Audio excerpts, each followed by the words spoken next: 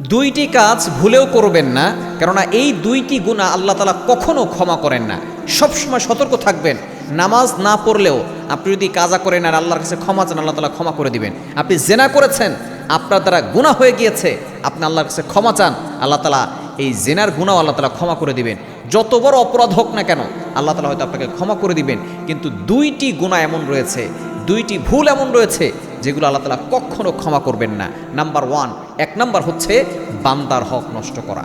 অনেকেই এমন আছে বান্দার হক নষ্ট করে ফেলে, অন্যের মনে কষ্ট দেয়। মনে রাখবেন, অন্যের মনে কষ্ট দিয়ে কখনো সেজদায় গিয়ে আল্লাহকে পাওয়া যায় না। অনেকেই আছে ভাইয়ের হক দেয় না, বোনের হক দেয় না, সে আবার হাজী সাহেব হজ করতে যায়, কাবা শরীফে গিয়ে আল্লাহকে খুঁজে, আল্লাহর কসম করে বলে দিয়ে যায়, ভাই বোনের হক না দিয়ে যারা কাবা শরীফে গিয়ে আল্লাহকে খুঁজে তারা কখনো আল্লাহকে পাবে না। এজন্য অবশ্যই মানুষকে কখনো কষ্ট দিবেন না। বান্দার হক আপনি যে নিয়েছেন, অন্যায়ভাবে আত্মসাৎ করেছেন, জোর করে জুলুম করে নিয়েছেন, এই সম্পদ কিন্তু আপনি খেতে পারবেন না। এই সম্পদ চাকচিক্য করতে করতে শেষ হয়ে যাবে, হাসপাতালের বিল দিতে দিতে শেষ হয়ে যাবে। এই সম্পদ আপনিও খেতে পারবেন না, দেখা যাবে আপনার সন্তানরা ওই সম্পদ দিয়ে উপভোগ করতে পারবে না।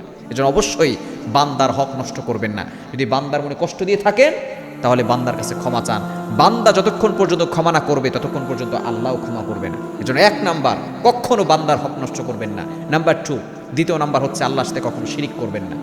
আল্লাহর সাথে শিরিক করলে আল্লাহ তাআলা সেই গুনাহ ক্ষমা করেন। আল্লাহ তাআলা নিজে বলে দিয়েছেন, কোরআন খোলেন 5 নম্বর পারার 5 নম্বর পৃষ্ঠা 4-5 নম্বর লাইন, সূরা নিসা 48 48 নম্বর আয়াতে আল্লাহ বলছেন, ইন্নাল্লাহা লা ইয়াগফিরু আইয়ুশরাকা বি ওয়া ইয়াগফিরু মা দুনা যালিকা লিমান ইয়াশা। আল্লাহ তাআলা সব গুনাহ ক্ষমা করেন, কিন্তু আল্লাহ তাআলা শিরিকের গুনাহ কখনো ক্ষমা করেন না। সুতরাং এই দুইটি ভুল কখনো করবেন